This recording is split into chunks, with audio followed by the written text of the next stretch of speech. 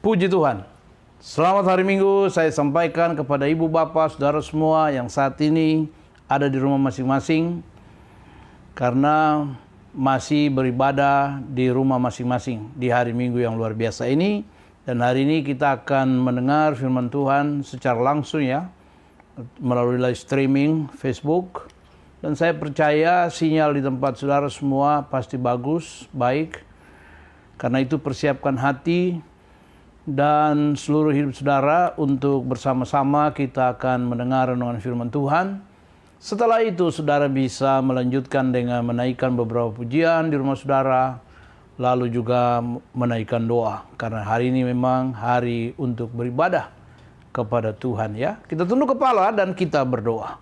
Bapa, terima kasih karena hari ini Tuhan memberikan kesempatan bagi kami semua untuk datang lagi dan beribadah kepada Tuhan.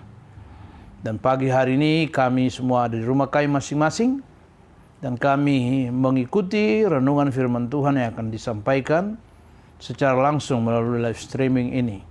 Karena itu kami buka hati bagi firman-Mu sebab kami tahu bahwa langit dan bumi akan lenyap, tapi firman-Mu kekal selama-lamanya.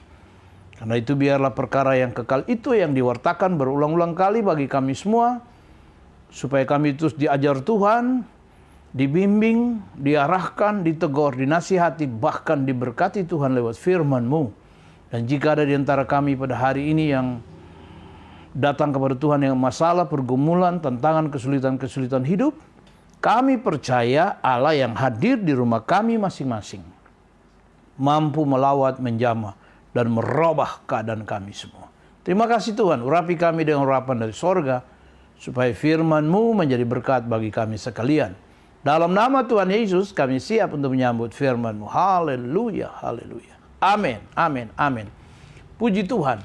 Hari ini kita bicara tentang tema yang berjudul membangun masa depan bersama Tuhan. Saya ulangi ya, tema kita hari ini membangun masa depan bersama Tuhan. Puji Tuhan. Jadi kalau kita bicara tentang tema ini, membangun masa depan bersama Tuhan, tema ini mau menegaskan kepada kita bahwa Tuhan itu peduli. Sekali lagi, Tuhan peduli dengan hidup kita. Dan Dia rindu untuk kita terlibat bersama Dia dalam membangun masa depan. Jadi itu kerinduan Tuhan ya. Dan ini adalah inisiatif dari Allah itu sendiri untuk membangun masa depan kita, memberikan masa depan kepada kita. Sebab itu kita ingat ketika Israel ditawan ke Babel dalam Yeremia pasal 29 ayat 11, firman Tuhan datang kepada mereka, sebab aku ini mengetahui rancangan-rancangan apa yang ada padaku tentang kamu. Bukan rancangan tentang kecelakaan, tetapi damai sejahtera dan hari depan yang penuh harapan. Jadi inisiatif itu selalu datang dari Tuhan, karena memang Tuhan mengasihi kita semua, dan Tuhan rindu agar kita memiliki masa depan. Dan masa depan yang dimaksud di sini, sekali lagi ya, masa depan yang dimaksud di sini adalah masa depan menurut rancangan Tuhan. Bukan masa depan seperti apa yang dipikirkan oleh banyak orang atau ada di pikiran banyak orang, yaitu masa depan yang lebih baik secara lahiriah atau secara materi, memiliki pangkat, jabatan, kedudukan, menjadi orang kaya, dan lain-lain. Walaupun hal-hal itu tidak ada salahnya. Tidak ada salahnya. Tetapi hari ini yang kita bicara ini masa depan dari sudut pandang Tuhan. Masa depan yang dikehendaki oleh Tuhan bagi kita semua. Karena itu masa depan yang dimaksud adalah masa depan di mana saya dan saudara, kita semua nantinya akan hidup bersama Tuhan di langit dan bumi yang baru. Itu maksudnya. Jadi hari ini coba saudara perhatikan dan robah cara pandang saudara untuk memahami tema ini ya. Jadi masa depan yang dikehendaki Tuhan adalah masa depan di mana satu waktu nanti saya dan saudara, kita semua akan tinggal bersama-sama dengan Tuhan di dalam kekekalan yang diistilahkan dengan kata atau kalimat langit dan bumi baru. Nah, kata Yesus di dalam dalam Markus pasalnya yang ke-8 ayat 36 ya. Dalam Markus pasal 8 ayat 36 itu Tuhan Yesus berkata begini, apa gunanya seorang memperoleh seluruh dunia, tetapi ia kehilangan nyawanya? Sekali lagi saya ulangi. Apa gunanya seorang memperoleh seluruh dunia, tetapi ia kehilangan nyawanya? Tidak ada gunanya kan? Seluruh dunia kita punya, kita peroleh, tapi ujung-ujungnya kita kehilangan nyawa. Tidak ada gunanya. Jadi tujuan Tuhan itu adalah jiwa kita harus selamat. Sekali lagi, jiwa kita harus selamat. Sebab itu, Tuhan mempersiapkan masa depan yang penuh harapan kepada kita semua. Dan Tuhan tidak bekerja sendiri, tapi Tuhan melibatkan kita. Karena itu sekali lagi perhatikan tema di atas tadi, membangun masa depan bersama Tuhan. Kita tidak membangun sendiri ya, tapi kita membangun bersama Tuhan. Dan Tuhan memerlukan kita. Karena di dalam Mazmur pasalnya yang 127, ayat 1 dan 2 berkata, kalau bukan Tuhan yang membangun rumah, sia-sialah semua tukang yang membangunnya. Kalau bukan Tuhan yang mengawal kota, sia-sialah para pengawal berjaga-jaga. Jadi, Tuhan melibatkan kita. Dan kita harus mau. Karena menyangkut masa depan kita. Dan kerinduan Tuhan. Agar kita dapat hidup dan tinggal bersama-sama dengan Dia di dalam kekekalan itu. Langit dan bumi baru. Nah, karena itu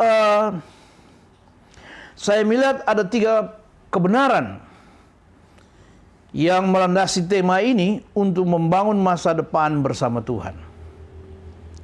Jadi, saya dan saudara untuk membangun masa depan bersama Tuhan, itu minimal ada 3 hal, atau 3 kebenaran yang harus kita kerjakan bersama-sama. Sebab Tuhan mau agar kita terlibat dan kita bersama Dia. Nah, kebenaran yang pertama adalah kita harus hidup di dalam Tuhan. Sederhana saja, kita harus memiliki Tuhan dan Tuhan harus memiliki kita. Kenapa demikian? Karena kalau kita tidak hidup dalam Tuhan, maka Tuhan tidak bisa mengajak kita untuk bekerja sama, membangun masa depan. Dengan kata lain, kita harus bertobat menjadi manusia baru. Alkitab berkata di dalam 2 Korintus pasal 5 ayat 17 ya. 2 Korintus pasal 5 ayat 17. Orang yang ada dalam Kristus adalah ciptaan baru, yang lama sudah berlalu, yang baru sudah datang. Jadi memang kita harus bertobat, meninggalkan hidup kita yang lama, keduniawan kita, lalu kita mulai masuk dalam dunia rohani, hidup yang baru, saudara-saudara ya. Jadi kita masuk dalam hidup yang baru, menjadi milik Tuhan, bergabung dengan Tuhan, menyatu dengan Tuhan. Maka kita bisa diajak Tuhan untuk bersama-sama membangun masa depan. Sebab ketika kita jauh dari Tuhan dan menjadi musuh Allah oleh karena kita orang berdosa, maka Allah tidak bisa mengajak kita untuk membangun masa depan bersama-sama. Tapi ketika kita telah meninggalkan kehidupan kita yang lama, lalu menjadi milik Tuhan, dan kita berkata bahwa adapun hidupku ini bukan aku lagi, melainkan Kristus yang ada di dalam aku, maka kita bisa mampu memahami Tuhan dan bersama-sama dengan Tuhan untuk membangun masa depan. Nah, ini dia maksud saya ya. Wow, luar biasa ini. Nah, jadi karena itu kita harus meninggalkan hidup kita yang lama. Kalau saudara perhatikan dalam Galatia pasal 20 ya. Galatia pasal 20, bukan Galatia pasal 20. Maksud saya adalah Galatia 2 ya. Galatia 2 ayat 20. Itu di sana dikatakan begini ya. Dikatakan begini. Namun aku hidup, ini Paulus ini. Tetapi bukan lagi aku sendiri yang hidup, melainkan Kristus yang hidup dalam aku, dan hidupku yang kuhidupi sekarang di dalam daging adalah hidup oleh iman dalam Anak Allah yang telah mengasihi aku dan menyerahkan dirinya untuk aku. Wow, aku hidup tapi bukan aku lagi. Jadi kita harus tinggalkan hidup yang lama, masuk dalam hidup yang baru, lalu hidup bersama Tuhan, agar kita bisa membangun masa depan yang lebih baik. Dan masa depan yang dikehendaki oleh Tuhan adalah hidup bersama dengan Dia dalam langit dan bumi yang baru, di dalam kekekalan. Syarat yang kedua itu adalah kita harus mau mengikuti kurikulum Tuhan. Kurikulum Tuhan. Saudara semua sudah tahu apa itu kurikulum ya. Kurikulum Tuhan.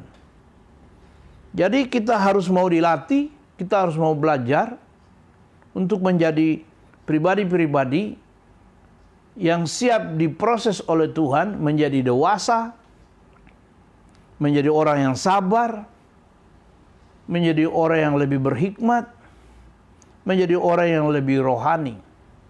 Dan itu butuh proses, dan saya namakan mengikuti kurikulum Tuhan.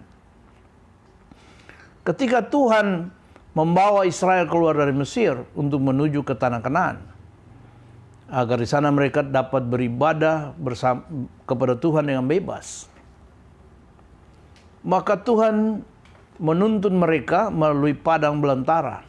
Jarak yang dekat itu sebenarnya bisa ditempuh dalam beberapa waktu saja, yang singkat. Tapi ternyata Tuhan telah membawa mereka keliling selama 40 tahun. Itu adalah proses Tuhan. Tuhan mengajar mereka agar mereka mengenal siapa itu Tuhan. Dan Tuhan hadir serta memimpin mereka tiap hari melalui tiang awan dan tiang api. Kehadiran Tuhan itu bersama-sama dengan mereka. Tapi mereka tetap tidak lolos. Semua yang keluar dari Mesir itu tidak lolos. Tidak lolos masuk dalam tanah Kanaan. Tidak lulus ujian. Mereka semua kandas di tengah jalan di padang belantara, kecuali Yosua dan Kaleb dan generasi baru yang Tuhan bawa mereka dan masuk ke tanah Kanaan. Begitu juga dengan kita. Kita harus mau diproses oleh Tuhan, diajar oleh Tuhan, dilatih oleh Tuhan. Ikuti kurikulum Tuhan untuk membangun masa depan. Kalau kita tidak mau mengikuti kurikulum Tuhan, maka kita tidak bisa memiliki masa depan seperti yang dikehendaki oleh Tuhan. Sebab itu kalau kita perhatikan di dalam Ibrani pasal 12 ya. Wah, itu luar biasa ya, Ibrani pasal 12. Di sana dikatakan begini, Ibu Bapak yang kasih dalam Tuhan. Mulai dari ayat 5 itu. Dan sudah lupakah kamu akan nasihat yang berbicara kepada kamu seperti kepada anak-anak? Hai anakku, janganlah anggap enteng didikan Tuhan. Dan janganlah putus asa apabila engkau diperingatkannya. Karena Tuhan menghajar orang yang dikasihinya dan Ia menyesa orang yang diakuinya sebagai anak. Jika kamu harus menanggung ganjaran, Allah memperlakukan kamu seperti anak. Di manakah terdapat anak yang tidak dihajar oleh ayahnya? Tetapi jikalau kamu bebas dari ganjaran yang harus diderita setiap orang, maka kamu bukanlah anak tetapi anak-anak gampang. Jadi kita itu adalah anak-anak Tuhan. Sebab itu tidak selamanya kehidupan ini mulus dan enak. Dan saya mau kasih tahu sama saudara ya, tidak selamanya ketika kita mengikuti Tuhan dan apalagi masuk dalam kurikulumnya Tuhan, kita bisa senang terus, mujizat terus ada dan lain-lain. Mau apa saja kita doa langsung Tuhan adakan. Tidak selamanya seperti itu. Kadang-kadang Tuhan memproses kita dan membiarkan kita untuk terus hidup di dalam kesabaran, kerendahan hati, dan bersyukur dengan situasi dan kondisi yang kita hadapi. Sebab dia sedang memprogram kita untuk menjadi pribadi-pribadi yang siap memasuki masa depan. Langit yang baru dan bumi yang baru. Jadi kalau hari ini, walaupun saudara orang Kristen, tapi saudara menghadapi orang Kristen yang taat, setia, tapi saudara menghadapi banyak kesulitan, banyak masalah dalam hidup ini. Jangan saudara berpikir bahwa Allah tidak mengasihi saudara. Allah mengasihi saudara. Walaupun ada banyak masalah, ada banyak tantangan, ada banyak kesulitan. Semua itu adalah bagian dari kurikulum yang Tuhan berikan kepada kita untuk memproses kita. Kita belajar menjadi dewasa, belajar untuk menjadi lebih berhikmat lagi, dan belajar untuk menjadi orang-orang rohani.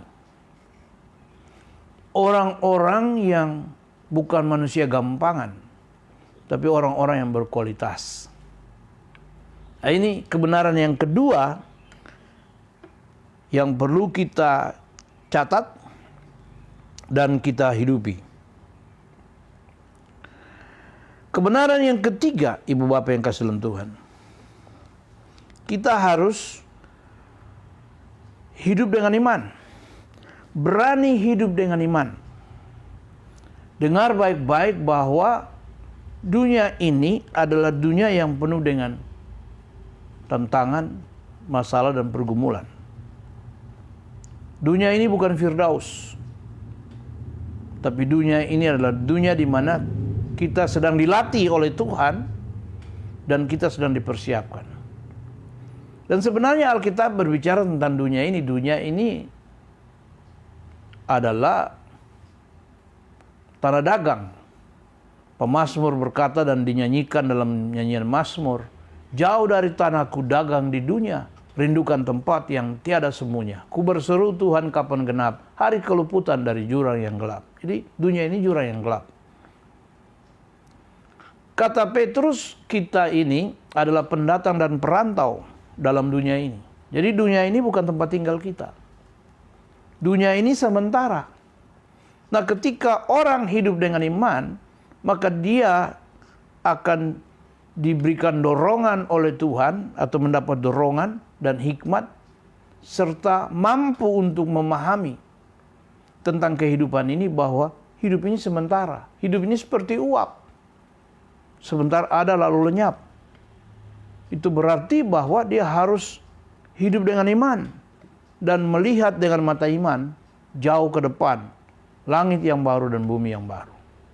Dan ketika kita belajar hidup dengan iman, maka kita tidak takut terhadap tantangan, masalah, pergumulan-pergumulan, dan kesulitan-kesulitan hidup ini. Karena fokus kita sudah beda. Fokus kita bukan soal jabatan, kedudukan, pangkat, harta, kekayaan dunia ini. Sudah bukan itu. Tapi fokus kita sudah lain. Fokus kita adalah Allah dan kerajaannya. Bukan berarti bahwa kita tidak perlu jabatan, pangkat, kedudukan, harta, uang. Kita perlu itu semua. Tapi yang saya maksudkan adalah fokusnya bukan itu. Karena masalah harta dunia ini, masalah sukses secara dunia ini, itu masalah-masalah gampang. Masalah di mana Allah telah menyediakan semua fasilitas bagi kita. Yang penting kita rajin bekerja, kita bertanggung jawab, dan kita bisa mengelola kehidupan ini dengan baik, maka kita bisa sukses di semua lini. Tapi yang saya bicara hari ini adalah persoalan masa depan, di mana kita akan hidup dan tinggal bersama dengan Tuhan. Kita perlu hidup dengan iman. Bekerja bersama dengan Tuhan, membangun masa depan kita. Itu bekerja dengan iman. Jadi kita tidak terpengaruh dan memperhatikan hal-hal yang kelihatan. Tapi justru kita konsentrasi kepada hal yang kelihatan, yang tidak kelihatan. Karena semua yang kelihatan ini tidak menentukan. Tapi yang tidak kelihatan itulah yang menentukan. Sebab itu kalau ibu bapa selesai ibadah ini dan baca kembali Ibrani pasal 11, Ibrani pasal 11, mulai ayat 1 sampai selanjutnya, saudara bisa tertegun dengan firman ini. Coba saya baca ya bagi kita semua ya, karena ini panjang sekali jadi saya baca. Judulnya Saksi-saksi Iman. Iman adalah dasar dari segala sesuatu yang kita harapkan dan bukti dari segala sesuatu yang tidak kita lihat. Sebab oleh imanlah telah diberikan kesaksian kepada nenek moyang kita. Karena iman, kita mengerti bahwa alam semesta telah dijadikan oleh firman Allah, sehingga apa yang kita lihat telah terjadi dari apa yang tidak dapat kita lihat. Coba itu saudara lihat, bagaimana iman itu. Karena iman, Habel telah mempersembahkan kepada Allah korban yang lebih baik daripada korban Kain. Dengan jalan itu ia memperoleh kesaksian kepadanya bahwa ia benar. Karena Allah berkenan akan persembahannya itu, dan karena iman ia masih berbicara sesudah ia mati. Dahsyat. Karena iman Henokh terangkat supaya ia tidak mengalami kematian. Dan ia tidak ditemukan karena Allah telah mengangkatnya, sebab sebelum ia terangkat, ia memperoleh kesaksian bahwa ia berkenan kepada Allah. Orang berkenan kepada Allah diangkat Tuhan.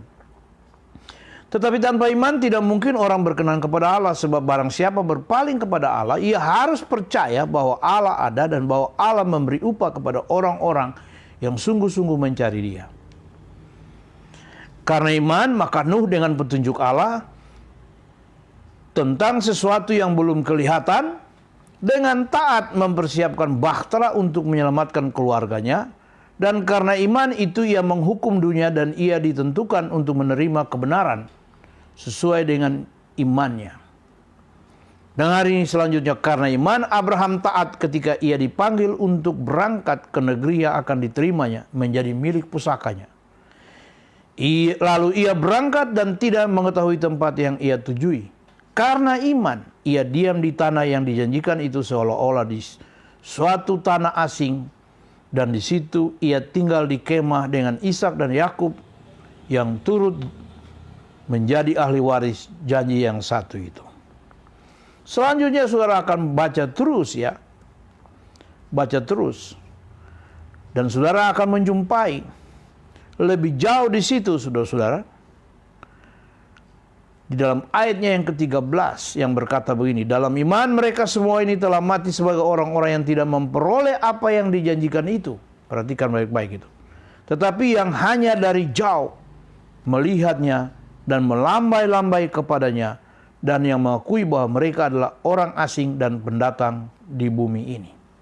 Coba lihat itu. Wow, luar biasa ya. Sebab mereka yang berkata demikian menyatakan bahwa mereka dengan rindu mencari suatu tanah air.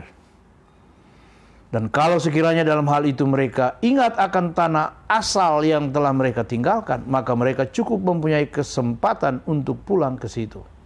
Tetapi sekarang mereka merindukan tanah air yang lebih baik, yaitu suatu tanah air sorgawi. Sebab itu Allah tidak malu disebut Allah mereka, karena ia telah mempersiapkan sebuah kota bagi mereka. Dahsyat ini, ibu bapa dan saudara yang kasih dalam Tuhan. Saudara bisa selanjutnya baca sampai selesai. bahwa iman mendorong orang untuk melihat hal-hal yang tidak kelihatan, yang lebih baik, yang lebih mulia. Dengan demikian kita layak untuk bersama Tuhan mempersiapkan masa depan kita. Saya percaya walaupun hari-hari ini sudah mengalami banyak kesulitan dan tantangan, tapi ingat, kita sedang membangun masa depan bersama dengan Tuhan. Sebab itu, berusahalah untuk tetap berkenan kepada Tuhan. Tinggalkan hidup yang lama, masuk dalam hidup yang baru. Mau mengikuti programnya Tuhan, kurikulumnya Tuhan, dengan siap diproses oleh Tuhan. Lalu mari melangkah dan berjalan bersama Tuhan dengan iman. Jangan terpengaruh dengan yang kelihatan mata, karena yang kelihatan tidak menentukan. Tapi yang tidak kelihatan, itulah yang menentukan. Semoga saudara dikuatkan, saudara dihibur, dimotivasi, dan didorong untuk mencari perkara-perkara yang di atas, yang lebih berharga dan lebih mulia dari semua yang ada di dunia ini. Dengan tetap menjaga diri, agar berkenan kepada Tuhan, mengasihi semua orang, dan menjadi berkat bagi sesama. Tuhan Yesus memberkati saudara semua. Amin. Mari kita berdoa. Terima kasih Tuhan, kami sudah mendengar firman-Mu. Meteraikan semua ini di dalam hati kami dan mampukan kami untuk menghidupi kebenaran-kebenaran ini. Karena ketika kami menghidupi kebenaran, kebenaran-Mu merubah keadaan kami. Terobosan baru terjadi dan kami boleh mengalami mujizat Tuhan hari lepas hari. Sehingga kami menjadi berkat bagi banyak orang. Terima kasih Tuhan. Hamba berdoa dan menyerahkan semua jemaat-Mu yang sedang mengikuti live streaming ini. Tuhan memberkati mereka semua. Apapun yang menjadi masalah, pergumulan mereka, Tuhan biar Engkau hadir. Dan Engkau jawab mereka semuanya. Jamah, pulihkan, sembuhkan, kuatkan, hiburkan, dan buka jalan bagi setiap orang. Terima kasih Tuhan. Kami berdoa buat pemerintah, bangsa, dan negara. Kami taruh dalam tangan Tuhan. Kami doakan bahwa Presiden Jokowi, Wakil Presiden Ma'ruf Amin, dan semua jajarannya, Tuhan tolong supaya kepemimpinan ini dapat berjalan terus dengan baik dan berakhir dengan baik. Kami doakan pertemuan G20, biar semuanya dapat berjalan dengan baik dan Tuhan dimuliakan. Terima kasih Tuhan. Kami serahkan para medis, juru rawat yang menolong banyak orang.